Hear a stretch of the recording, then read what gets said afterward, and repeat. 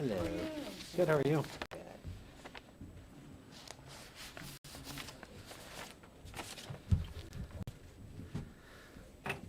Excellent. Fancy gloves. Yeah, please. Yeah, come on up, guys.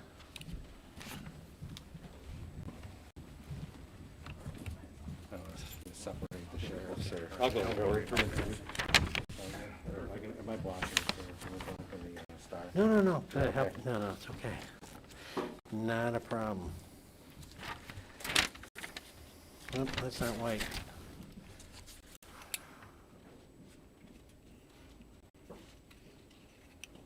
Got it? Alrighty. Okay, so thanks everyone for coming. Appreciate you being here. We're all here to chat about an issue that we think is critically important in the discussions that are happening both in Washington and in some capitals around the country, and that deals with qualified immunity. There's a lot of misinformation about that and what that means, how it plays out in the real world. So we felt it was really important for us to get here in front of all you so that your viewers and your readers would have an opportunity to digest this a little more in terms of the implications. So with me today, obviously we're in the world of police work. Chief Craig was going to be here. He sends his last minute regrets, but he's supportive of what we're doing and saying here today 100%. Also Mayor Brian Barnett from Rochester Hills, past Conference of U.S. Mayors president, was going to be here, and now he can't. So they're both very supportive of holding the line on qualified immunity, and unfortunately things came up and they couldn't be here. Joining us is the president of the Michigan Sheriff's Association. You have Sheriff Murphy. On his way, should be here shortly, Wayne County Sheriff Ray Washington, Macomb County Sheriff Anthony Wickersham, Grand Blanc Township Police Chief Ron Wiles, and he's also the president of the Michigan Association of Chiefs. We also have the Northfield Police Chief Macieg. Am I saying that right? Macieg. Yeah, I can't even say my own name half the time. Macieg. Chief Macieg is the president of Southeast Michigan Chiefs Association and the Wayne County Chiefs Association. We have Director Ron Moore of the Wixom Police Department, and he is president of the the Oakland County Chiefs of Police Association. And then we have Orion Township Supervisor Chris Barnett, and he is the president of the Oakland County Association of Township Supervisors. And so that kind of gives you a little bit of who's up here. So let me just kind of give first a little bit of understanding of what QI is, qualified immunity. Huge misunderstanding, and I've had a lot of conversations with many members of Congress. They say, why should a police officer be immune? If they do something wrong, why are they immune? And the answer is they're not. The simple answer is they are not immune if they do something criminal, something intentional, something wrong outside the boundaries of the Constitution, the statutory provisions of their state, their policy of their agency, and clearly established principles. If they do something that overrides any of those, they don't get qualified immunity. But if they're within the Constitution, within the state law, within their department policies, within clearly established principles, and make that split-second decision, then they get qualified immunity. So think of qualified immunity as a filtering system, that when litigation comes to the federal court, the judge basically looks at and says, okay, they did everything within the law and within guidelines, so they're entitled to it. Or, like they have found in already existing court cases, no, you did something outside your department's policy or outside the law, you don't get it. So case in point, obviously, in Minneapolis, where clearly everyone was offended by what happened by there, and rightfully so, there wasn't a police executive in America that went, that wasn't wrong. And so what you have in that situation, that individual was held criminally liable, and the community already paid out the largest police liability award in the history of the country. So civilly, they weren't immune. And that's, again, before we're even talking about any of these changes in Washington. So in many respects, clearly, this is a solution in search of a problem. Now, we have, at the Major County Sheriffs of America, who I am the head of government affairs for, supported many police reforms that we think go to best practices and holding people that act outside of policy and the law accountable. We believe in that. All of us as executives, if you have somebody go out and violate somebody's civil right and break the law or do something criminal, they're held accountable. But qualified immunity is to protect the deputy, the officer, the individual in those split-second decisions where they're inside all of the protocols and all of the policies, but there may be a tragic outcome. So what do I mean by that? So if you have a situation where everything is done right, but a person is threatening the life of an officer or of a civilian, and that officer intervenes and that person that was threatening people with imminent serious injury or death gets hurt, qualified immunity holds. To take that away now means even if you've done everything right, you didn't have a choice, you would lose that.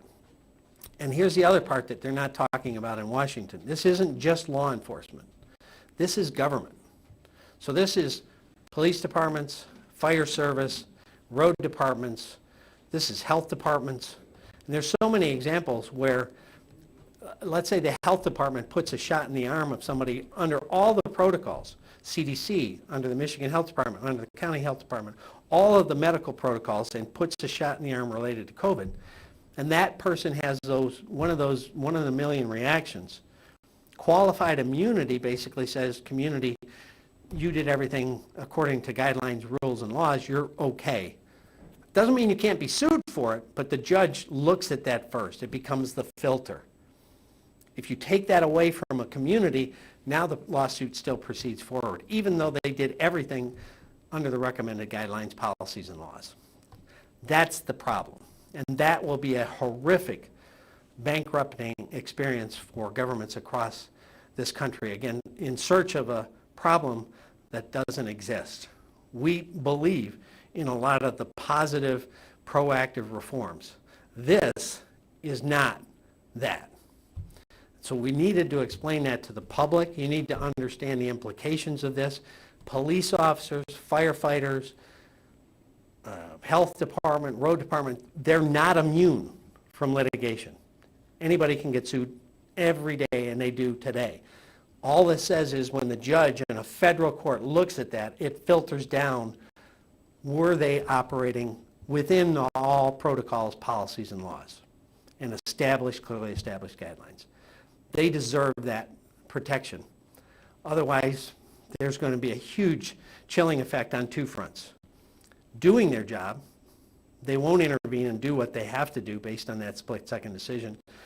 And B, hiring and recruiting men and women to come into all these professions, which we're already seeing that trickle down. So it is a huge, huge problem. And that's kind of a thumbnail at 20,000 feet what qualified immunity is. With that, I will kick it over to whoever wants to go next. Sheriff? Sure, as long as you're looking at me. So let me just make this, Sheriff Bouchard did a great job. He's much more eloquent than I am. I'm just kind of a Sheriff Murphy from Livingston County, also the president of the Michigan Sheriff's Association this year. So for the viewers out there, I'd like to make it real simple for you. Just think about your profession that you're in, the job that you carry, right? You do everything the way you're supposed to do it according to your policies and procedures and guidelines, and there's a bad outcome. You would be on the hook for that. You would be able to be sued civilly and dipping in your own savings account. How does that make sense when you did everything right? That's really what qualified immunity is if it goes away. That's as simple as I can make it. And to the sheriff's point too, when you have municipalities they're talking about now being able to be sued. In a lot of cases with qualified immunity, the municipalities will cover the officers as well. But it will be a bankrupting situation for a lot of municipalities. There's no question about it. So that's my 2 cents on that. So thank you.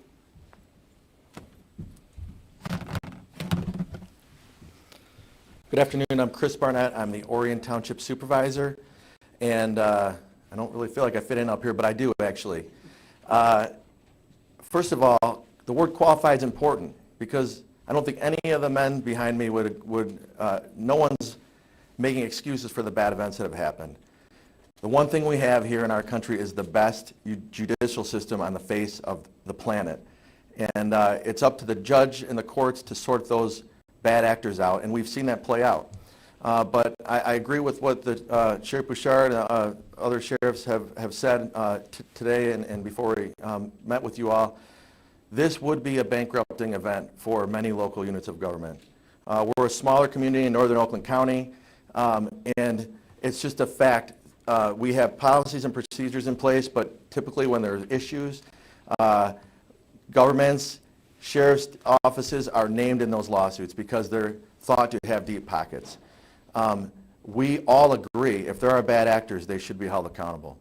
But to pass a law to bring a solution where we don't need one right now would be extremely problematic for many communities.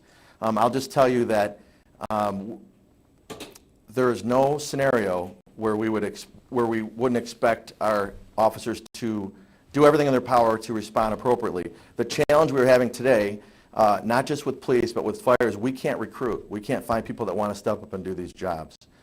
So mistakes happen, and if they're true mistakes, they should be protected. Otherwise, we will never find anyone that will step up and serve in these key positions. If people are acting outside of policy and things, they should absolutely be held accountable. But this is a critical issue that we need attention on immediately. And I stand with the sheriffs here in fierce opposition. And again, and one last thing I want to say is this is not a partisan issue. This is a good government issue. We don't need the help of the federal government in this issue. Thank you. Anybody else? So that's the kind of boil down on what qualified immunity is and our concern about it. Again, if somebody does something criminal, something wrong, something outside of those boundaries, there is a process and they're held accountable. And there's no debate on that. And all of us have a lot of those policies in place. They're talking about in Washington. For example, the Sheriff's Office, we have multiple policies that require a duty to intervene if you see something wrong. That's already in our policies and procedures. So if you're outside of policy and procedure, remember you lose qualified immunity. So that's already here. And our people do that. And there's a process if people don't do certain things. You just saw numerous officers in Minneapolis got charged criminally for not intervening. They never laid a hand on Mr. Floyd, but they still were criminally charged because they didn't intervene and help. They didn't intervene and stop. That's already happened. So again, a lot of this comes down to education of members of Congress so that they understand how it plays out in the real world, that this is a filter that protects people making those split-second decisions in the toughest of circumstances. And I believe the men and women on the front lines that are making those tough decisions in that split second and doing the right thing according to the law, the Constitution, policy, and procedures, clearly established priorities and protocols, deserve that support. They deserve society to stand behind them. And if we stop doing that, there's big problems ahead for us as society. Yes, ma'am. So, I get what you're saying, I think, but I think if a lot of people want to know, why are you so worried if police are doing the right thing? And conversely, say with the Chauvin case, if people weren't videoing that, if there wasn't a prosecutor investigation, the witnesses, how would you know they're doing the right thing? How do we know people are doing the right thing without an investigation? Well, you've kind of really raised two things. So if no one knew, if no one had video, then none of this would be relevant anyway, even if all these laws passed, right? So let's say you do all of this that we're suggesting is bad, and no one ever knew or reported or talked about it, then you still wouldn't know, so it doesn't solve that problem anyway. There are more cameras and more cameras going on officers and more cameras on buildings and more people with cell phone, and all of that is part of the transparency. The question is, when they make the right choice, shouldn't they be protected versus when they make the wrong choice and they're not protected? It's a simple question and a simple answer. So the difference is that if wrongdoing is alleged or has happened, then it gets that process, and the judge makes a determination. You don't get qualified immunity. You were outside of the law, the policy, all of those things. That already happens today.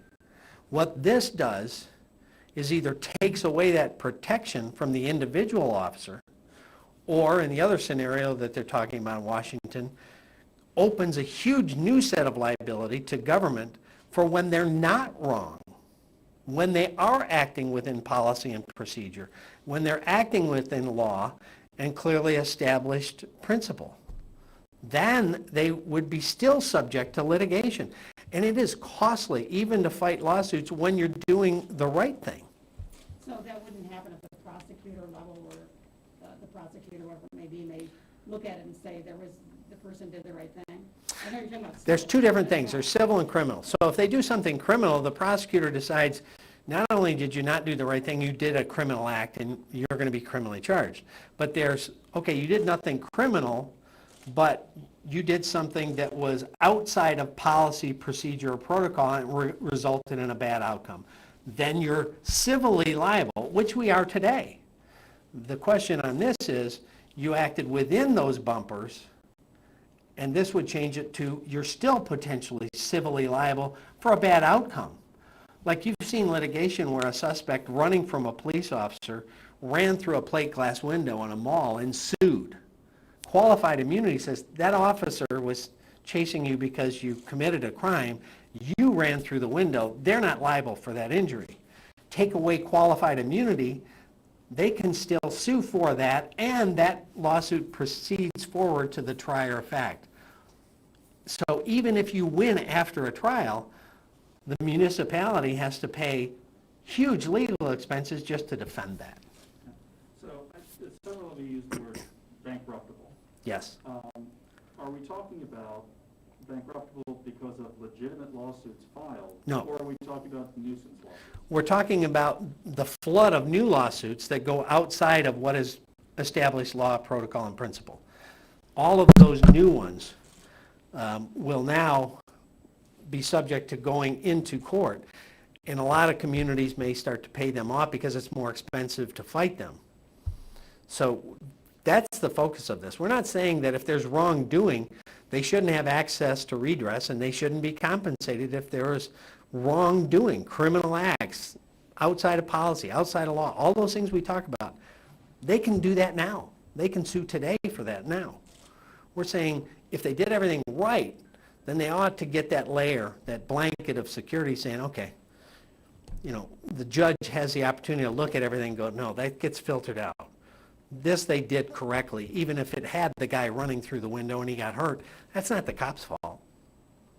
But if qualified immunity protects police officers during a chase that perhaps, should not have been a chase. Well, that goes to, again, policy and procedure. So most chases now, there's very specific protocols, and if they go outside those protocols and they endanger somebody and hurt or kill somebody, they're liable. I mean, you saw the state police. With those policies, though, then, It's not just policy. I said all of those bumpers. State law, constitutional, policy and procedure, and clearly established practices. So all of those things have to be in place for the bumper to stay, otherwise it falls. So, you had that one case where a state trooper tased somebody out of a window. There was both criminal and civil liability that attached before we even talk about these changes. Can any of you share a recent case where this might have been? Well, I can tell you right now, we have a case that we're talking about where a car was rear-ended at less than 10 miles an hour, no damage to the car, and the attorney's demanding $400,000 today. Who was rear-ended by Sorry? What was the circumstances? I'm just telling you, the car was stopped at a light and a police car, tapped the bumper, less than 10 miles an hour, and they won $400,000. That's already a lawsuit that was filed. So this would allow things that if the person hit us and they got hurt, they could still sue us because we were on the side of the road with our lights on and they didn't see us. So you understand how many things this opens up? Don't lose, sorry, Sheriff, but don't lose sight of the fact that this is not just a police thing either, right? So the example we were talking about earlier was, let's say that your DPW or your road commission or whatever is out and they've got the road closed because they're doing some patchwork or something. If you could And you step get, over to the yeah, microphone. sorry. Thank you. So your road commission's out there doing some patchwork, whatever, the road's closed, life is good, and you get somebody that's not paying attention, they're drunk or whatever, they go around the barricades and they smuck a tree. The road commission would normally have qualified immunity under those circumstances because they did everything right. Qualified immunity goes away. It's not just for law enforcement. We are the ones that are beating the drums, quite frankly, for the municipalities and all the other organizations within those municipalities that are going to pay. How does that make sense, that the road commission can be sued, the municipality can be sued because you got an idiot that ran past the barrels? Okay, I'm done.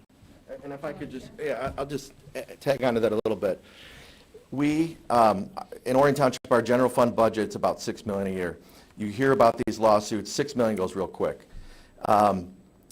There's two examples I can share. One is EMS. If a family doesn't think that the paramedics that show up from Orion Township Fire perform CPR to their standard or whatever, people can sue for whatever, and a loved one passes away, certainly will be sued, right?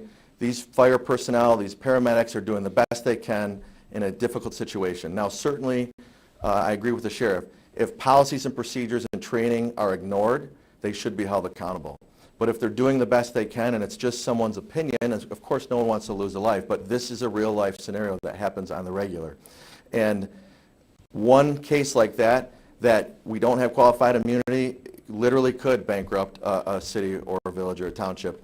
We had an actual case similar to what the sheriff was mentioning, where we had a student on a bike go around caution tape on a section of our safety path where a bridge was under construction, crashed their bike, injured themselves. We didn't hear about it till months later, and we dealt with this lawsuit for nearly a year. Thankfully, for qualified immunity, we showed that we had proper, safety measures in place. We had permits in place, and we were released for a lawsuit. It still cost us tens of thousands, if not $100,000, to be relieved of that lawsuit. So, this is America. People sue for lots of reasons, and I don't think anyone standing up here, and certainly me, is here to make excuses for the bad actors. They should be held accountable. But to the detriment of the rest of the communities and the men and women that are doing the best they can to serve our residents. And we are, and frankly, you can hear this from me, we're in a crisis to find paramedics, firefighters, and police officers. I don't know if I'd say countrywide, but I'd certainly say in Oakland County we are, and statewide. So that's my opinion. I've been in this role for 9 years.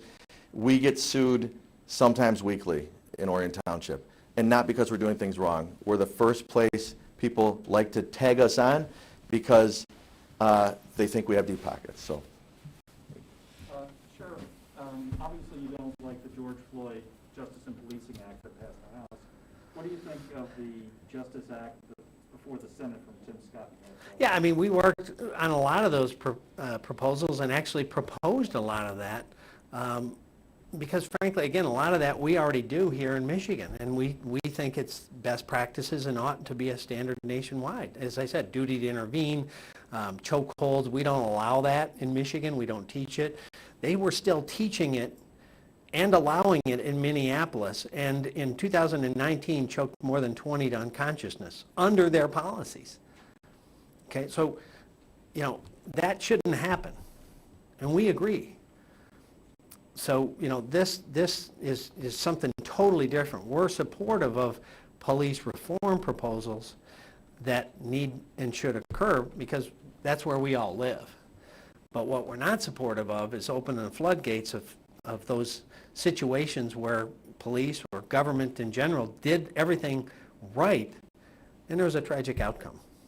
And to your point, if you look back in history, Royal Oak Township used to have its own police department, and they were sued for alleged police wrongdoing, and not only did they lose the lawsuit because it was, they actually had to put a special assessment on the ballot, on the property for 10 years to pay off that lawsuit, 2 of them. So every piece of property in Royal Oak Township was assessed for 10 years to pay the victim of that improper police behavior. That's not what we're talking about stopping. That already exists, and that's appropriate when somebody does something wrong. As everyone has said, and we're repeating it, ought to be accountability, and there ought to be a redress of that. Absolutely. Anybody else? Well, thank you. Appreciate it. Thank you very much.